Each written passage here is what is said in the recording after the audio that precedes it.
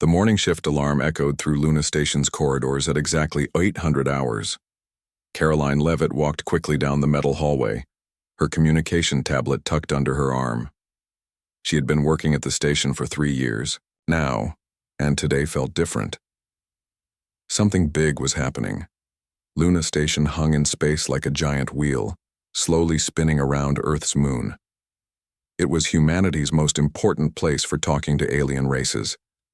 Ships from dozens of different worlds came here to meet with human diplomats.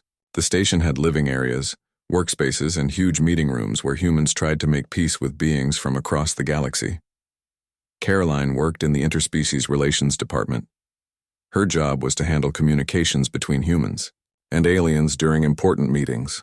She was good at her work, but her boss Marcus Webb did not like her very much. Marcus believed that humans should always try to make aliens happy, even when it hurt human interests. The department's main office buzzed with activity.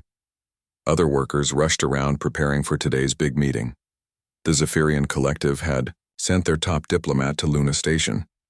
The Zephyrians were powerful aliens who controlled many star systems. They looked like tall, thin humans, but had blue-gray skin and large black eyes. Most importantly, they thought humans were weak and stupid. Marcus Webb stood near the main view screen adjusting his expensive suit. He was a thin man in his 50s with gray hair and a nervous smile. He always talked about being progressive and modern. To Marcus, this meant giving aliens whatever they wanted to avoid conflict. "Leavitt, get over here," Marcus called out. His voice carried that tone he used when he wanted to remind everyone that he was in charge. Karoline walked over to her boss. She wore the standard blue uniform that all communication officers had to wear.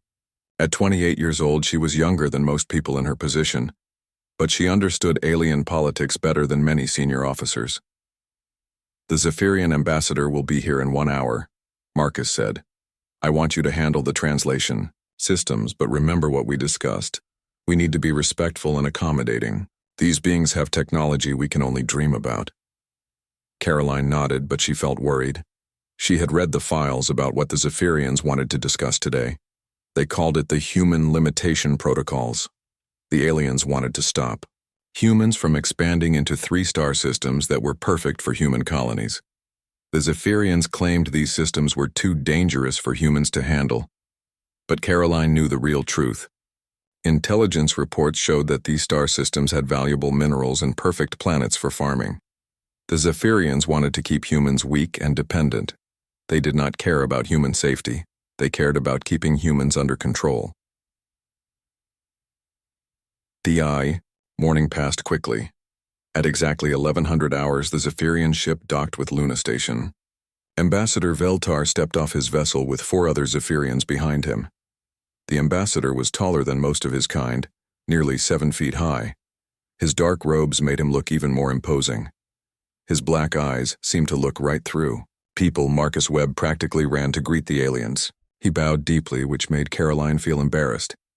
Humans did not bow to anyone, but Marcus thought it showed respect. "Welcome to Luna Station, Ambassador Veltar," Marcus said in his friendliest voice. "We are honored by your presence." The Zephyrian ambassador looked down at Marcus with what might have been amusement. "Manager Webb, we appreciate your willingness to discuss these important matters. The Human Limitation Protocols will benefit both our species." They moved to Conference Room Alpha, the station's largest meeting space. The room had a long table with chairs for humans on one side and special platforms for aliens on the other. Large windows showed the stars and Earth hanging in the distance like a blue marble. Karoline took her position at the communication station. Her job was to make sure the translation systems worked perfectly and to record everything that was said. But as she listened to the meeting, she felt more and more angry. Ambassador Veltar spoke in a calm, patient voice, like a teacher talking to slow children. The 3 star systems in question contained dangerous radiation levels and unstable planetary conditions. Humans lack the technology to safely colonize these worlds. For your own protection, we must restrict access to these areas. Marcus nodded eagerly. "Of course, Ambassador. Human safety is our top priority. We appreciate the collective's concern for our welfare." But Karoline knew this was all lies. The intelligence reports clearly showed that the radiation levels were normal and the planets were perfectly safe. The Zephyrians were treating humans like children who could not make their own decisions. The discussion continued for 2 hours. The Zephyrians presented document after document showing why humans were too primitive and dangerous to expand into these star systems. Marcus agreed with everything they said. He even thanked them for protecting humanity from its own mistakes. Finally, Karoline could not stay quiet anymore. During a pause in the conversation, she spoke up. Ambassador Veltar, with respect, our own scientific surveys show that these star systems are perfectly safe for human colonization. The radiation levels you mention are within normal parameters for human settlements. The room went completely silent. Marcus Webb's face turned bright red. The Zephyrians looked at each other with what seemed like surprise and anger. Miss Leavitt, Marcus said through gritted teeth, you are here to operate the communications equipment, not to participate in diplomatic discussions. But Karoline continued. These star systems contain mineral resources that humanity needs for our growing population. Restricting our access to them would severely limit human development for generations to come. Ambassador Veltar's black eyes focused on Karoline like a predator looking at prey. This human speaks of things she does not understand. The collective has studied these systems for centuries. We know what is best. What's best for the collective, you mean? Karoline replied. Not what's best for humanity. Marcus Webb stood up so fast his chair fell over. His face was now purple with anger and embarrassment. That's enough. Miss Leavitt, you are completely out of line. Your nationalist attitudes have no place in modern diplomacy. The Zephyrians watched this human drama with obvious satisfaction. They enjoyed seeing humans fight among themselves. It proved their point that humans were too divided and emotional to handle important decisions. Security! Marcus shouted into his communicator. I want Miss Leavitt escorted from this meeting immediately. 2 security guards entered the room. They looked uncomfortable, but they had their orders. Karoline stood up slowly and gathered her belongings. She looked directly at Ambassador Veltar as she prepared to leave. This conversation is not over, she said quietly.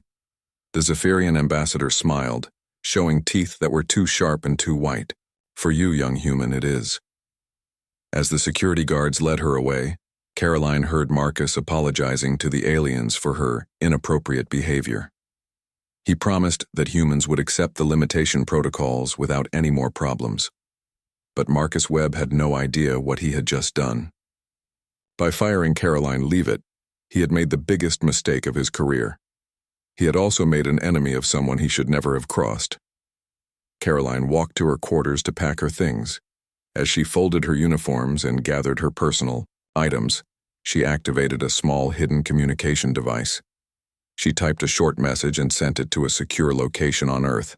The message contained only 3 words. It's time now. Then Karoline Leavitt left Luna Station, knowing that everything was about to change. The next morning brought chaos to Luna Station's command center. Lieutenant Danny Price sat at his monitoring station, drinking his 3rd cup of coffee and watching the usual traffic around the moon. Cargo ships came and went. Passenger vessels brought diplomats and tourists, and military patrols kept everything safe and orderly.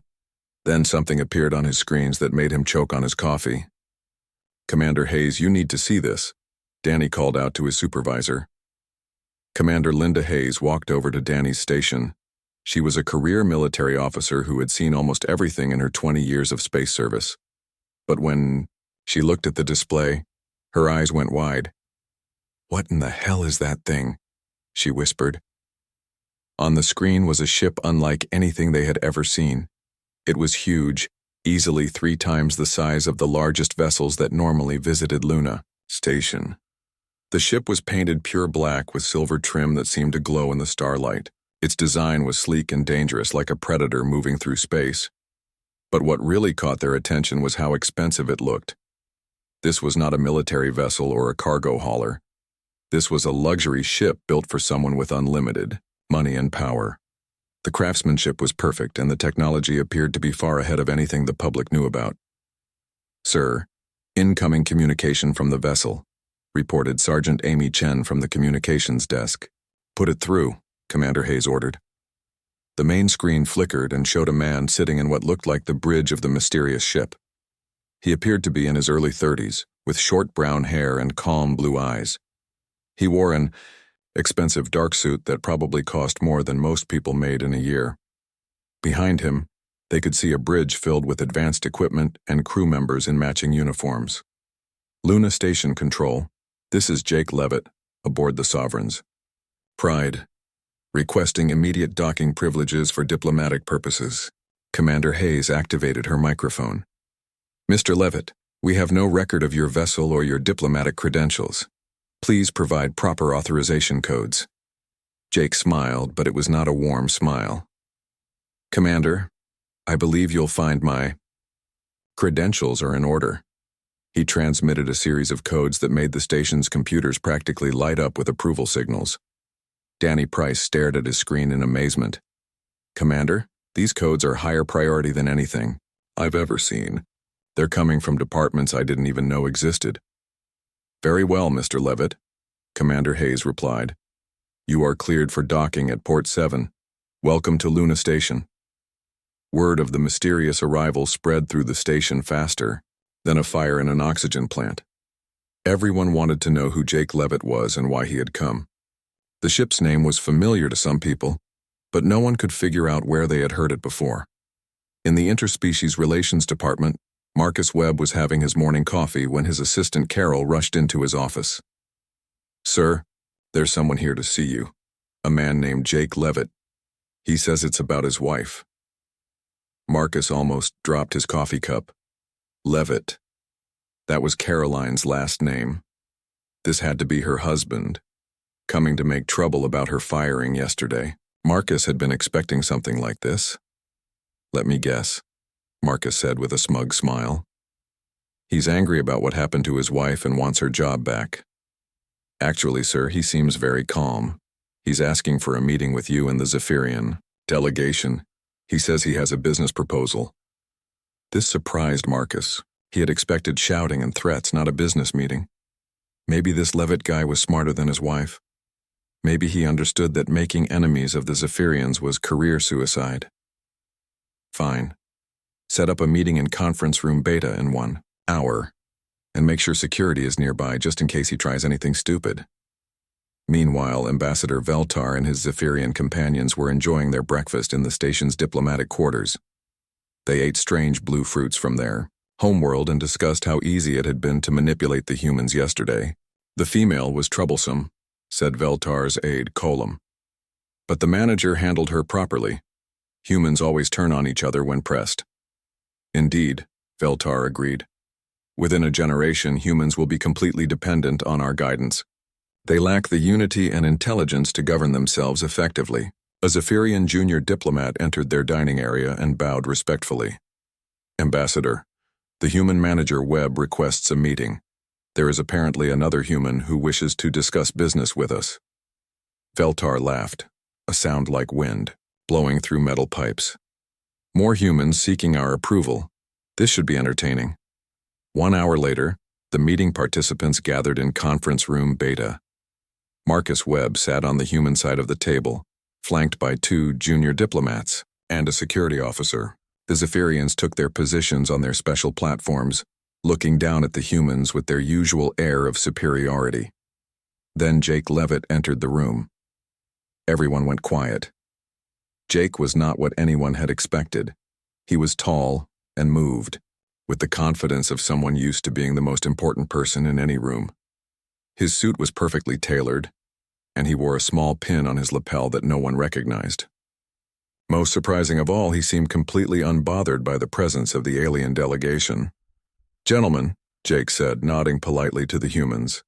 Then he turned to the Zephyrians and gave them a slight bow that was respectful but not submissive. Honored delegates of the Zephyrian Collective. Marcus Webb stood up nervously. Mr. Leavitt, I understand you wanted to discuss your wife's employment situation. If this is about yesterday's incident. Jake held up a hand to stop him. Actually, Mr. Webb, I'm not here about my wife. I represent the Terran Industrial Consortium, and we have a business proposition that might interest our Zephyrian friends. Ambassador Veltar's black eyes focused on Jake with new interest. The Terran Industrial Consortium was not a name he recognized, but this human carried himself very differently from the others they had dealt with. "We have not heard of this organization," Veltar said carefully. "What sort of business do you conduct?" Jake smiled and activated a small device he pulled from his pocket. Suddenly, the room's main display screen came alive with images that made everyone gasp. They saw massive shipyards floating in space, filled with vessels that dwarfed anything the public had ever seen. They saw planets being transformed by incredible machines. They saw technology that seemed to come from science fiction movies. "We specialize in advanced manufacturing, terraforming, and deep space exploration," Jake said casually. "The consortium has been operating quietly for several decades, developing humanity's true potential, while the public government handles day-to-day affairs." Marcus Webb's face went completely white. He had never seen or heard of any of this technology. How could such advanced capabilities exist without his knowledge? The Zephyrians leaned forward on their platforms, their usual smugness replaced by intense interest and growing concern. The technology displayed on the screen was far beyond what they thought humans possessed. "This is impossible," whispered Colum. "Human technology is primitive compared to ours." Jake heard the comment, and his smile grew wider. "Is it? Would you like to see more?" He pressed another button on his device. The display changed to show detailed technical specifications for engines, weapons, and defensive systems. The numbers were staggering. If these specifications were real, human technology was not just equal to Zephyrian capabilities. It was superior. "Where are these facilities located?" Ambassador Veltar demanded. "Our surveys of human space show nothing like this." "That's because you were looking in the wrong places," Jake replied. "The consortium learned long ago that it's better to let other species underestimate human capabilities. It makes negotiations so much more interesting." The room fell silent, except for the hum of the station's life support systems. Marcus Webb felt like he was going to be sick. Everything he thought he knew about humanity's place in the galaxy was crumbling around him. Ambassador Veltar studied Jake Leavitt with new respect and growing alarm. This human was not like the others. He spoke with the authority of someone who held real power, not the desperate eagerness of someone seeking approval. "What exactly are you proposing, Mr. Leavitt?" Veltar asked. Jake leaned back in his chair and folded his hands. "I think it's time we had an honest conversation about the future of human-Zephyrian relations. Don't you agree?" The tension in the room was thick enough to cut with a knife. Everyone realized that the game had suddenly changed, but nobody except Jake Leavitt knew what the new rules were going to be. The silence in conference room beta stretched for what felt like hours, though it was probably only seconds. Ambassador Veltar stared at Jake Leavitt with his large black eyes, trying to understand what was happening. Marcus Webb looked like he might faint at any moment. The junior diplomats on both sides shifted nervously in their seats. Jake reached into his jacket and pulled out a small crystal device. He placed it on the table, and it immediately projected a three-dimensional map of the solar system above them. But this was not the solar system that anyone in the room thought they knew. "Let me show you what you've been missing," Jake said in his calm, steady voice. The holographic display zoomed in on the area beyond Mars. Where official charts showed empty space, Jake's map revealed massive installations hidden in the asteroid belt. Hundreds of shipyards, mining operations, and manufacturing plants floated among the rocks. The scale was enormous.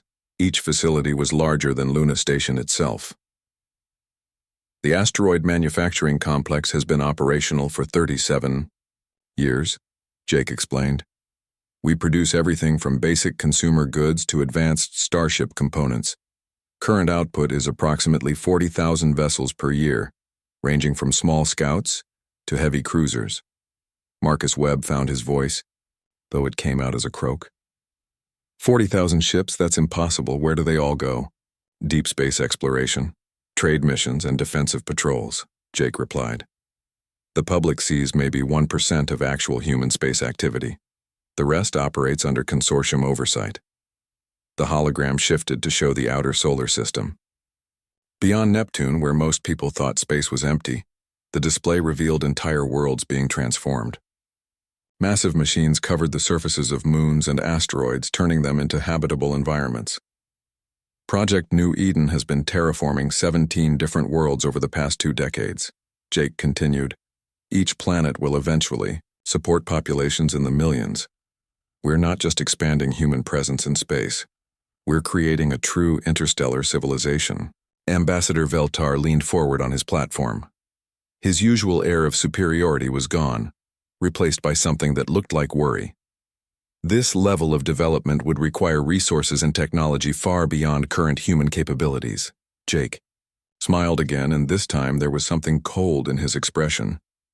Current public human capabilities. The consortium has been developing advanced technology since before first contact with alien species. We learned very early that showing our full strength would make us a target. The hologram changed again, this time showing detailed schematics of human warships. The vessels displayed were sleek, deadly-looking machines that dwarfed anything the Zephyrians had in their fleet. Weapon systems, shield generators, and propulsion units were all labeled with specifications that made the alien delegates exchange worried glances. The Titan-class dreadnought is our current frontline warship, Jake said casually. Length, 2 kilometers. Crew, 500. Primary armament, graviton cannons capable of cracking a moon in half. We currently have over 300 in active service. Column, the Zephyrian aide, made a choking sound. 300? Our entire battle fleet consists of 47 ships. 46 now, Jake corrected mildly. We've been monitoring your communications. The ZCS Warrior's Pride suffered engine failure last week and won't be operational for another month. The room went dead silent. The Zephyrians stared at Jake in shock and growing fear. Not only did humans have a massive secret fleet, but they had been spying on Zephyrian military operations. Marcus Webb finally managed to speak, though his voice shook.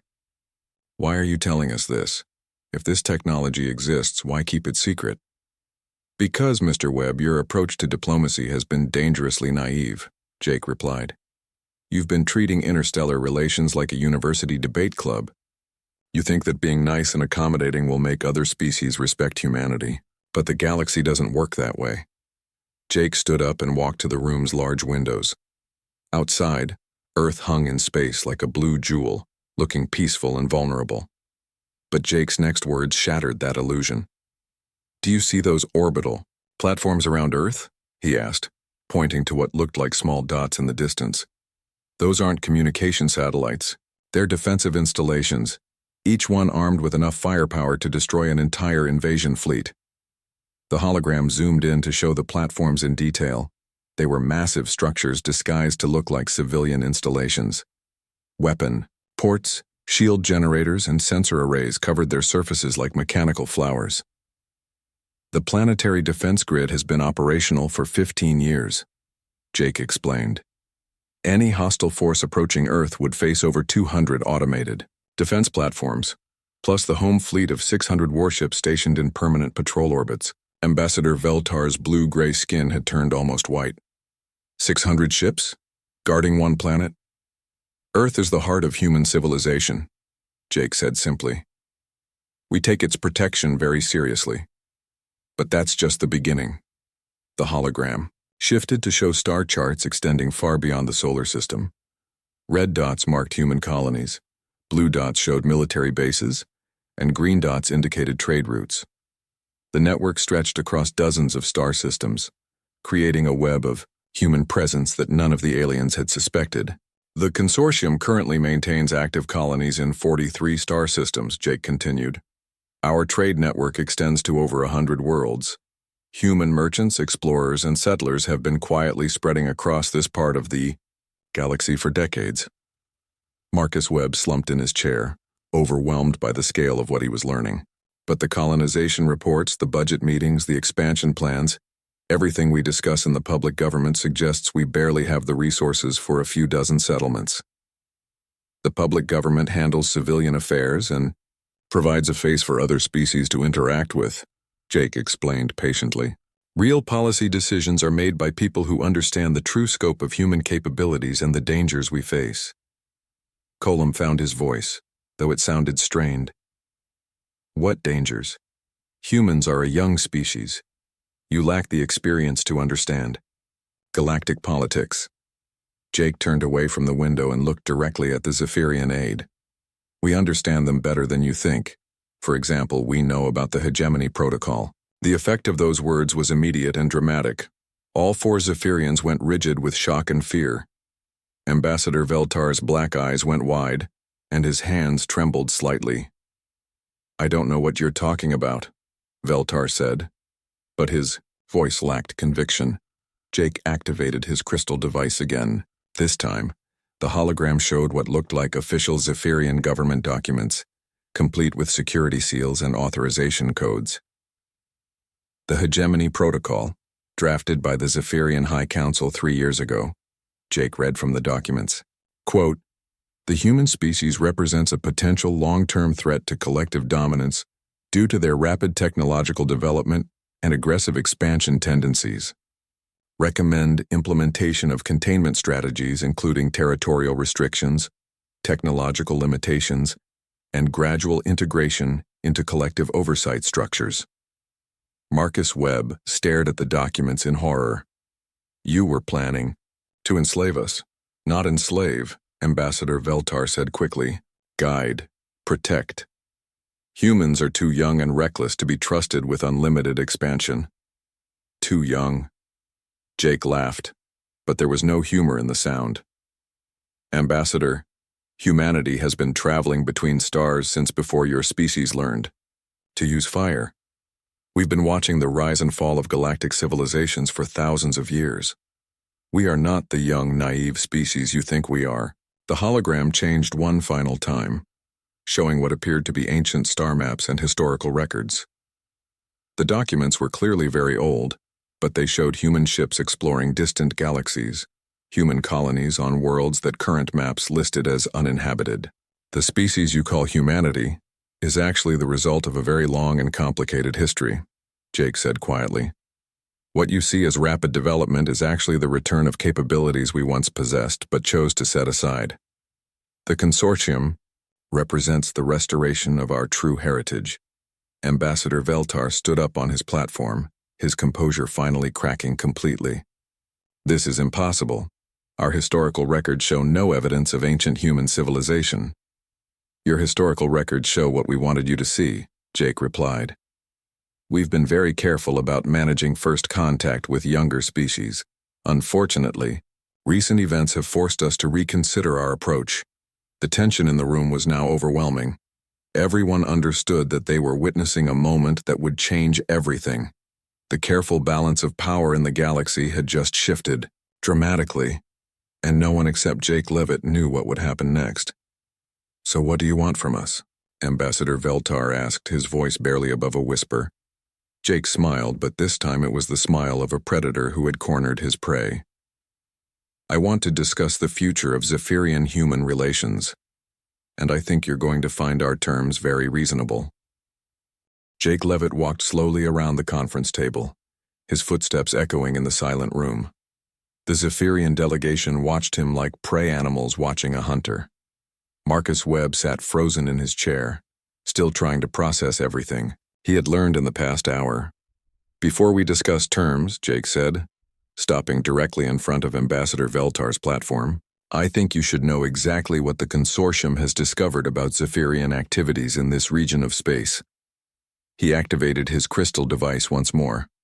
This time, the holographic display showed a detailed map of local star systems, but with new information that made everyone in the room gasp. Red lines connected various alien worlds, showing communication networks and supply routes. Yellow markers indicated military installations.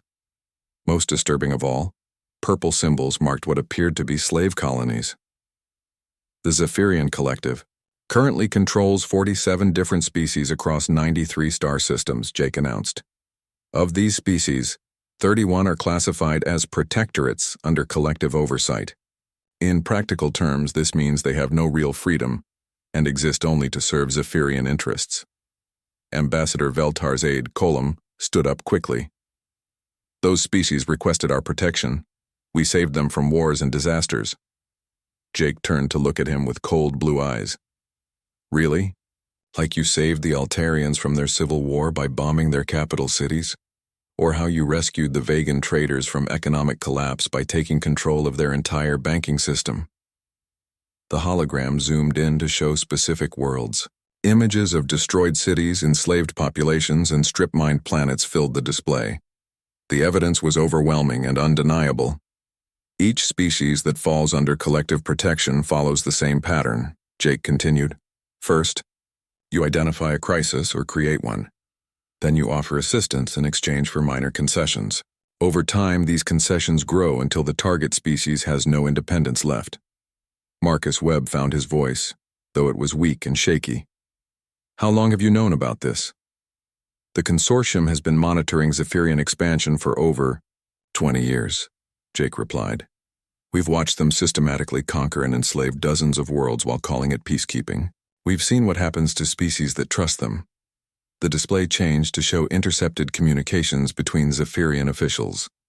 The translated text appeared in the air, and the words were damning. From High Commander Zektar to Colonial Administrator Pelham, Jake read aloud. Quote, the human containment operation is proceeding as planned. Their public government remains completely unaware of our true intentions. Recommend acceleration of timeline for implementing Phase 2 restrictions. End quote. Ambassador Veltar's composure finally cracked completely. You have no right to intercept private collective communications. We have every right to protect ourselves from hostile intelligence operations, Jake shot back. And make no mistake, Ambassador, your activities constitute an act of war against humanity. The room fell silent except for the hum of the life support systems. Everyone understood that they had reached a critical moment. Jake Leavitt was no longer just sharing information. He was building a case for military action. The human limitation protocols that you presented yesterday were not about safety, Jake continued. They were Phase 2 of a plan to gradually restrict human expansion until we become completely dependent on Zephyrian guidance. Phase 3 would have involved direct military intervention disguised as peacekeeping. Marcus Webb looked sick. I almost signed those protocols. I was going to recommend them to Earth Command.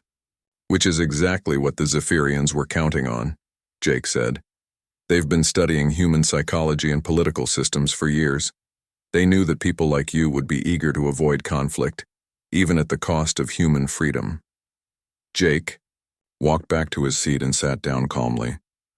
Despite everything that had been revealed, he seemed completely relaxed and in control.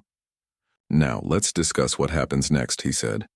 The Terran Industrial Consortium has prepared 2 possible responses to the Zephyrian threat.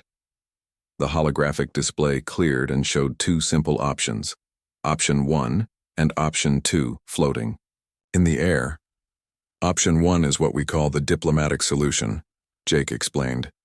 The Zephyrian Collective immediately withdraws all territorial claims and restrictions on human expansion. You acknowledge humanity as an equal spacefaring civilization with full rights to colonize and explore as we see fit.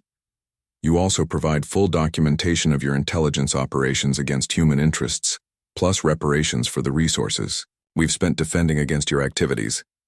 Ambassador Veltar leaned forward. And if we refuse?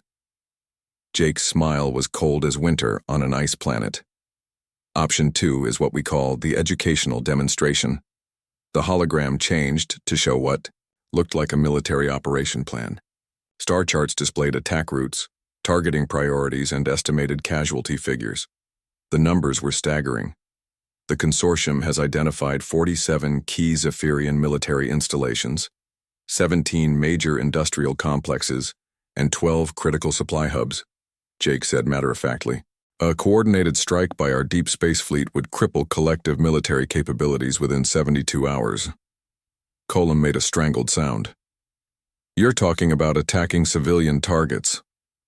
We're talking about eliminating the infrastructure that supports your slave empire, Jake corrected. The same infrastructure you've used to conquer and control dozens of innocent species. The display zoomed in to show specific targets: orbital shipyards, weapon manufacturing plants, and command centers were all marked for destruction. The plan was detailed, thorough, and clearly the work of military professionals who had spent years preparing for this moment. The strike would begin with simultaneous attacks on your primary fleet bases, Jake continued. Your home defense force would be eliminated before they could respond.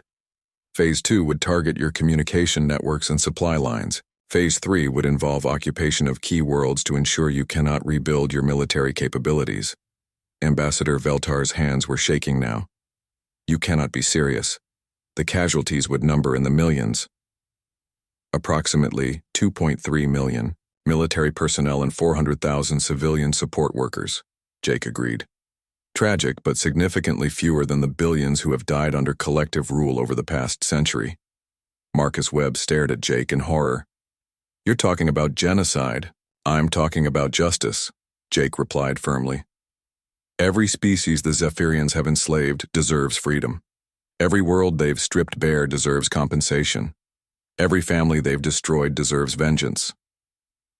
The hologram shifted to show images of liberated worlds from the consortium's intelligence files. Former Zephyrian slave colonies were shown rebuilding their cities and celebrating their freedom. Children played in streets that had once been patrolled by alien soldiers. Option 2 includes the liberation of all current collective protectorates, Jake explained.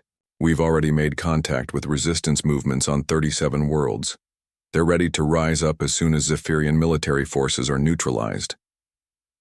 Ambassador Veltar slumped on his platform, finally understanding the full scope of what he was facing. The humans hadn't just discovered Zephyrian plans, they had been preparing for war for years. How long do we have to decide? Veltar asked quietly. Jake checked a small device on his wrist. The Consortium Council is meeting in 6 hours to finalize our response to Zephyrian aggression.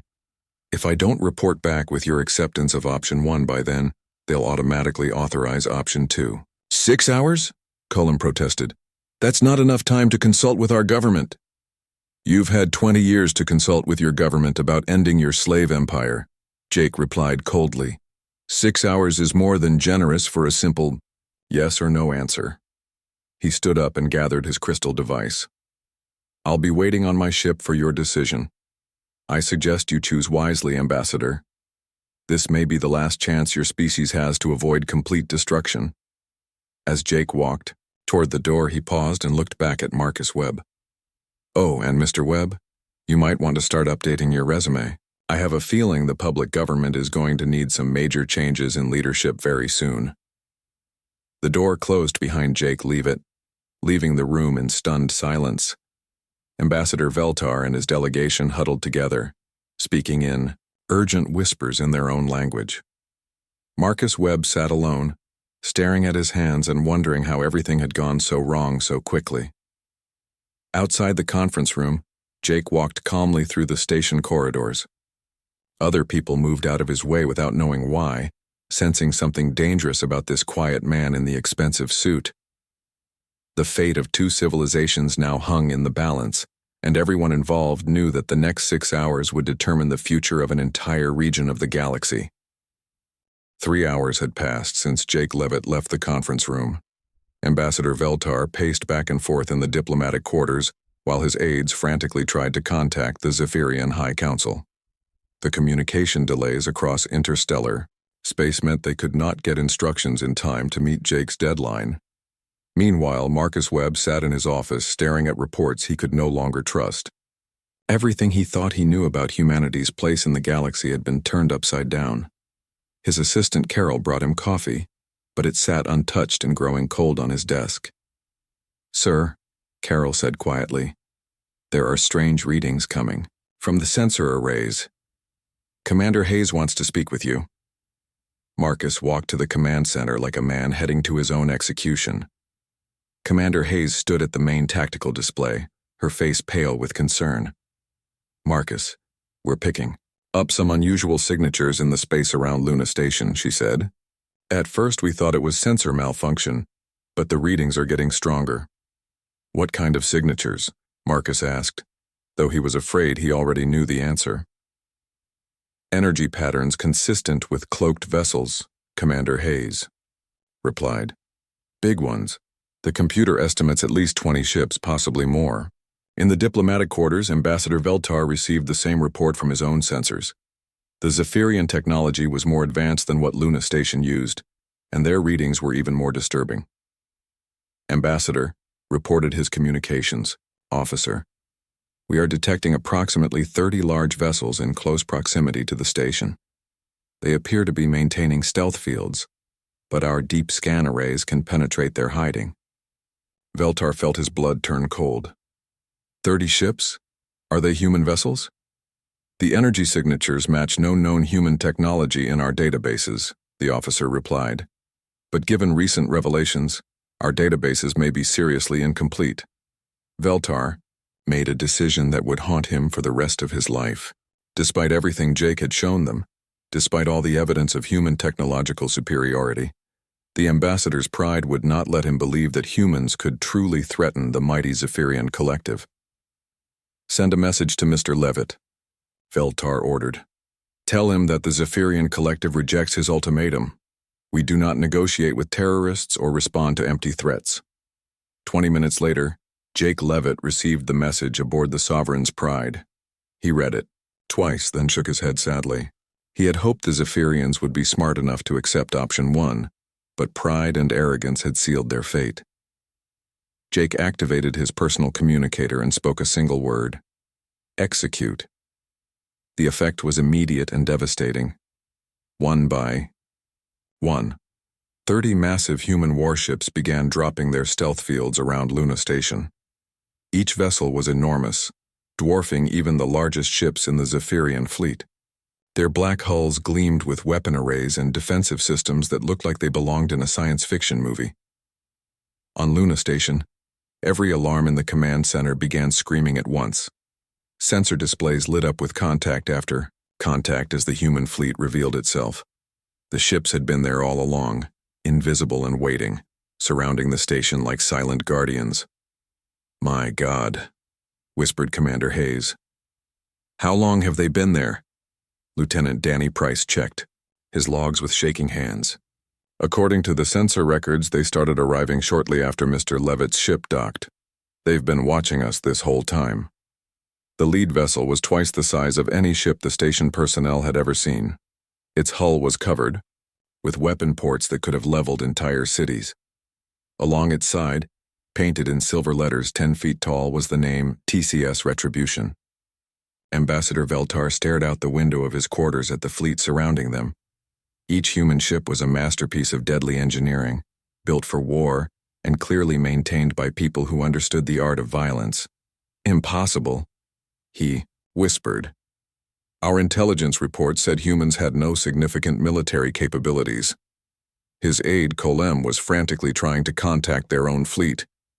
Sir, I cannot reach any of our ships. All communication channels are being jammed.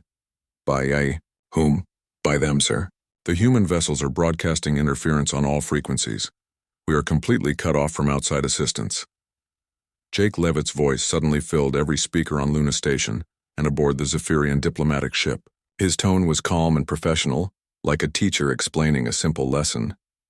Ambassador Veltar, you stated that you do not respond to empty threats. I appreciate your honesty, so let me show you what a real threat looks like. The largest human warship, the Retribution, began to rotate slowly. Weapon ports along its hull opened like mechanical flowers, revealing massive cannons that pulsed with barely contained energy. Targeting beams lanced out from the ship, painting the Zephyrian vessel with ruby-red light. The TCS Retribution is armed with 12 graviton cannons, each capable of generating a localized gravity well strong enough to crush a moon. Jake's voice continued. At this range, a single shot would reduce your ship to component atoms in approximately 0.3 seconds. Ambassador Veltar's legs gave out and he collapsed onto his platform. The sheer scale of the firepower aimed at him was beyond anything he had imagined possible. But Jake was not finished with his demonstration. Of course, the Retribution is just one ship in what we call a patrol squadron. Allow me to introduce the rest of the neighborhood. One by one, the other 29 ships began powering up their weapon systems. Energy readings spiked across every sensor array on Luna Station. The combined firepower of the human fleet was enough to sterilize entire star systems. Marcus Webb stood in the command center, watching displays that showed weapon systems beyond his comprehension. How is this possible? Where did all this technology come from? Commander Hayes was studying the tactical readouts with professional interest, despite her fear. These ships aren't just advanced, Marcus. They're built using principles of physics that we haven't even discovered yet. Look at these power signatures. They're using some kind of zero-point energy extraction. On the main display, one of the human ships launched what appeared to be a small probe. The device flew to a nearby asteroid and deployed some kind of field generator. Within seconds, the asteroid, a chunk of rock the size of a city block, simply vanished into nothingness. Matter conversion technology, Jake's voice explained helpfully. Very useful for clearing debris or removing obstacles. We find it quite effective for urban renewal projects as well. The message was clear. The human fleet could erase entire cities without leaving a trace. Ambassador Veltar finally found his voice, though it came out as a broken whisper. What do you want from us? The same thing I wanted 3 hours ago, Jake replied. The complete withdrawal of all territorial claims against humanity, full recognition of human sovereignty, and reparations for your intelligence operations. The only difference is that now you understand the consequences of refusing. And if we agree to your terms, then this fleet returns to deep space, and we begin negotiations for a proper treaty between equals. Refuse, and in approximately 6 hours, similar fleets will appear over every major Zephyrian world simultaneously. The holographic display in the conference room activated remotely, showing star charts of Zephyrian space. Red markers appeared over dozens of worlds, each one marking the position where human fleets were already in position and waiting for orders. We have 47 fleets positioned throughout collective territory, Jake continued. Each one is capable of neutralizing local defenses and occupying strategic targets. Your entire military can be eliminated before they realize they're under attack. Cullum stared at the display in horror. 47 fleets, that's over 1,400 ships. 1,436 to be precise, Jake corrected. Plus support vessels, of course. We've been planning this operation for quite some time. Ambassador Veltar realized that he was not just facing military defeat. He was witnessing the end of Zephyrian dominance in the galaxy. These humans had been hiding their true strength for decades, quietly building an empire that dwarfed anything the collective had achieved. You have 1 hour to provide a formal response, Jake announced. I suggest you choose more wisely this time, Ambassador. My patience, unlike my fleet's firepower, is not unlimited. The communication channel closed, leaving Luna Station in stunned silence. Outside the windows, 30 human warships hung in space like mechanical gods, their weapons trained on targets throughout the station. Ambassador Veltar looked around, at his aides, seeing his own fear reflected in their faces. The Zephyrian collective had built an empire through careful manipulation and superior technology, but now they faced an enemy who had surpassed them in every possible way. The age of Zephyrian dominance was over. The only question now was whether it would end with negotiation or annihilation. 43 minutes. That was how long it took Ambassador Veltar to break completely. The Zephyrian diplomat sat on his platform in the diplomatic quarters, staring at the communication device in his trembling hands. Outside the window, 30 human warships floated in perfect formation, their weapon systems still trained on his vessel. The red targeting beams had never wavered, not even for a second. Ambassador, his aide Cullum said quietly, we must respond. Time is running out. Veltar looked up at his companions. These proud representatives of the Zephyrian collective now looked like frightened children. Their blue-gray skin had turned almost white with fear, and their large black eyes darted nervously toward the windows. Send the message, Veltar whispered. The communication went out on all frequencies, broadcast to Luna Station, the human fleet, and any vessels within range. Ambassador Veltar's voice shook as he spoke the words that would end an empire. Mr. Leavitt, this is Ambassador Veltar of the Zephyrian Collective. We formally accept your terms. All territorial claims against humanity are withdrawn immediately. We recognize human sovereignty over all disputed systems. We agree to provide full documentation of our intelligence operations and will discuss reparations at your convenience." The transmission ended, and silence filled the room. In less than 24 hours, the Zephyrian Collective had gone from planning humanity's subjugation to begging for mercy. On board the Sovereign's Pride, Jake Leavitt received the message with no visible emotion. He had expected this outcome from the moment he revealed the human fleet. Fear was a powerful motivator, and the Zephyrians had finally realized what they were truly facing. "Acknowledged, Ambassador," Jake replied. "Please prepare your delegation for transport to Luna Station. We have much to discuss." Within an hour, the main conference room had been transformed into something resembling a courtroom. Jake sat at the head of the table, flanked by two other humans who had arrived from the fleet. These new arrivals wore military uniforms with ranks and insignia that Marcus Webb did not recognize. The woman to Jake's left was introduced as Admiral Kate Morgan, fleet commander of the Terran Deep Space Navy. She was in her 50s with steel gray, hair and eyes that had seen too much war. The man to his right was General Rick Hayes, director of Consortium Intelligence. He was younger than the Admiral, but carried himself with the quiet confidence of someone who knew all the galaxy's secrets. Ambassador Veltar entered the room like a condemned prisoner walking to his execution. His once proud bearing was gone, replaced by the slumped shoulders of defeat. His three remaining aides followed behind him, their eyes fixed on the floor. "Please be seated," Jake said politely, as if this were a normal business meeting instead of the surrender of an interstellar empire. Marcus Webb sat in the corner, officially present as Luna Station's diplomatic representative, but really just trying to stay invisible. He still could not believe what was happening around him. "Let's begin with the territorial concessions," Jake said, activating his crystal device. The holographic display showed a detailed map of local space with various systems marked in different colors. "The Rigel system, the Centauri colonies, and the Proxima trade route are now under full human authority," Jake announced. "Zephyrian vessels will require permits to enter these areas, and any military ships will be escorted by human patrols." Ambassador Veltar nodded weakly. These were the same systems the Zephyrians had tried to claim just yesterday through the human limitation protocols. "Next, let's discuss your intelligence operations," General Hayes said, his voice flat and professional. "We want the names of every agent, every collaborator, and every piece of information you've gathered about human activities." That will take some time to compile," Veltar stammered. "You have 72 hours, the general replied.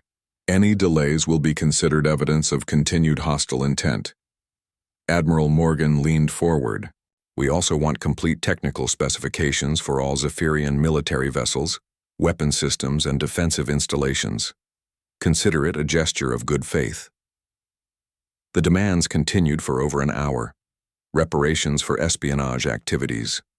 Access to Zephyrian trade networks. Most shocking of all, the humans wanted permission to establish permanent monitoring stations in collective space. "You want to spy on us?" Colum asked in disbelief. "We want to ensure you never again threaten." "Another species," Jake replied calmly. "The consortium has decided that the Zephyrian Collective requires adult supervision." The final demand was the most humiliating of all. The Zephyrians had to formally apologize to every species they had conquered or enslaved over the past century. They also had to provide support for rebuilding efforts on worlds they had damaged.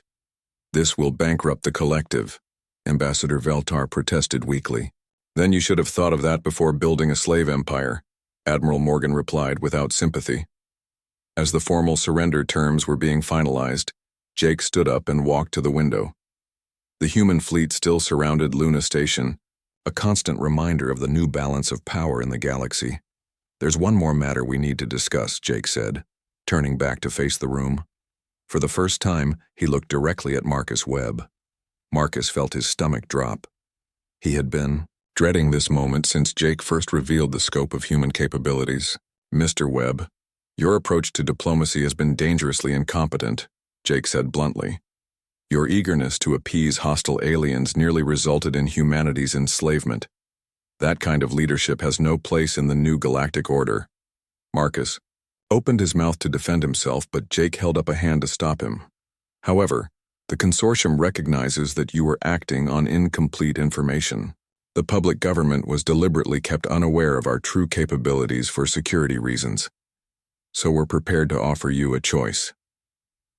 The holographic display changed to show two options: a remote research station on the edge of human space, and what appeared to be a prison facility. Option 1. Accept exile to Deep Space Research Station Alpha, where you can spend the remainder of your career studying alien linguistics in complete isolation from policy decisions. Option 2. Face trial for treason and spend the next 20 years in a military prison. Marcus Webb's face went white. Treason? I was trying to prevent a war. You were about to sign documents that would have restricted human expansion and placed our species under alien oversight, General Hayes said coldly. In military terms, that's called collaboration with enemy forces. Marcus realized he had no real choice. I accept exile to the research station. Excellent. Transport will be arranged within the week. Jake then did something that surprised everyone in the room. He activated his communicator and spoke a single word: enter. The conference room door opened, and Karoline Leavitt walked in. She looked exactly the same as when she had been escorted out of the station 2 days earlier. But now everyone understood what she really was. Not just a junior communications officer, but an intelligence operative working for the most powerful secret organization in human space. Ladies and gentlemen, Jake announced, I'd like you to meet the new Director of Interspecies Relations for Luna Station. Ambassador Veltar stared at Karoline in shock and growing understanding. You were working for them all along. I was protecting humanity's interests, Karoline replied simply. Someone had to. Marcus Webb finally understood the full scope of how badly he had been played. Karoline's nationalist views hadn't been the opinions of a troublesome subordinate. They had been carefully crafted to expose security weaknesses and test his loyalty to human interests. Your wife's dismissal was quite helpful, Jake said to Karoline with a slight smile. It gave us the perfect excuse to reveal our capabilities. I'm just glad we didn't have to use option 2, Karoline replied. Though I admit part of me was looking forward to seeing Zephyrian faces when our fleets appeared over their homeworlds. The formal surrender ceremony concluded an hour later. Ambassador Veltar signed documents that effectively ended Zephyrian dominance in the local galaxy. His empire, built over centuries of careful manipulation and conquest, had crumbled in less than 24 hours. As the Zephyrian delegation prepared to leave Luna Station, they passed by the main observation deck. Through the massive windows, they could see something that had been hidden from view until now. Earth hung in space as beautiful as ever, but now they could see what had always been there, but invisible to their sensors. Massive orbital platforms surrounded the planet like a mechanical ring. Defense stations, shipyards, and industrial complexes stretched as far as the eye could see. But most impressive of all was the sight beyond Earth's moon. Hundreds of human ships moved through space in perfect formations, conducting exercises and patrols that demonstrated their overwhelming technological superiority. The galaxy had a new dominant power, and its name was humanity.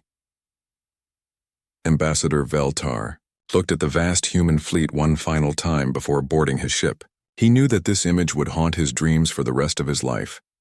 The Zephyrian collective had thought they were dealing with a young, weak species ripe for exploitation. Instead, they had awakened a sleeping giant that had been quietly building an empire while everyone else fought over scraps. As the Zephyrian ship departed Luna Station, Jake and Karoline